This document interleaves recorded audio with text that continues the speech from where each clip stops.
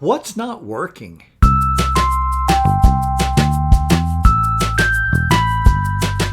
Conveniences are all around us. From smartphones to electric pencil sharpeners, we have an abundance of tools that make our lives easier, provided they work. What a handy tool we have in that electric stapler. Only it doesn't work because it's out of staples. How about that empty tape dispenser in your desk drawer? This week, I challenge you to look at what's not working in your world and do something about it. The electric stapler sits unused because it's out of staples and you haven't refilled it because you're out of or can't find more. You've been meaning to order more, but you keep forgetting. The next time you think about needing staples is, well, you guessed it, when you go to use that stapler and find it's still empty.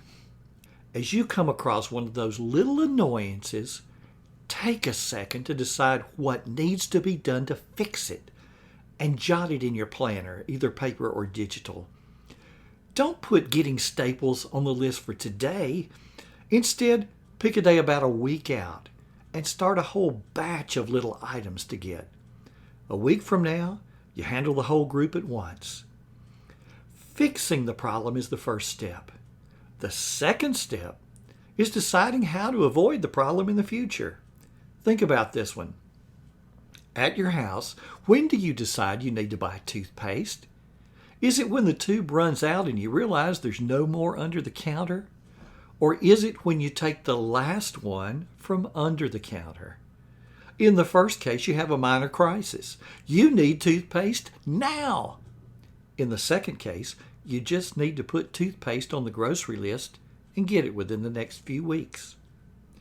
Ask yourself the same thing about supplies in your office. Do you order more when you're out or when your reserve is low? For teachers, what about textbooks? If a new student enrolled tomorrow, would you have books for him? If not, why not go ahead and put in a request now so that when you do get another student, and you will, that you'll be prepared. You own 7 umbrellas, yet you never seem to have one in the car when a downpour occurs. What could you do to fix that problem once and for all? What else in your office or home doesn't work? What about that pencil sharpener where the handle has been loose for 2 years? What would it take to fix that?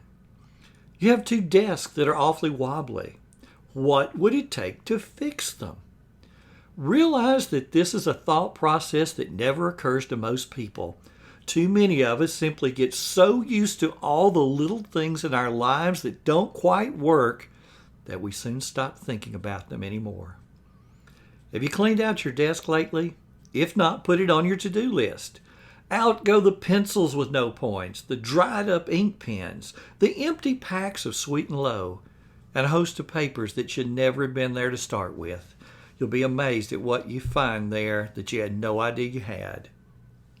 Why do people resist thinking through what it takes to fix those little broken things? Thinking through what needs to be done creates a longer to-do list for people who already have too much to do and try to keep up with it all in their heads. For those of us who have a good planning tool, one I often refer to as a signature tool in my writings and seminars, life gets easier. We take a second to jot down what needs to happen. We organize our list in the order we want to accomplish the task, batching similar items together. Then we just work the list. Get all of those conveniences in your life working and watch some of the stress in your life go away. This has been Frank Buck. Thanks for listening. Now go and make today count.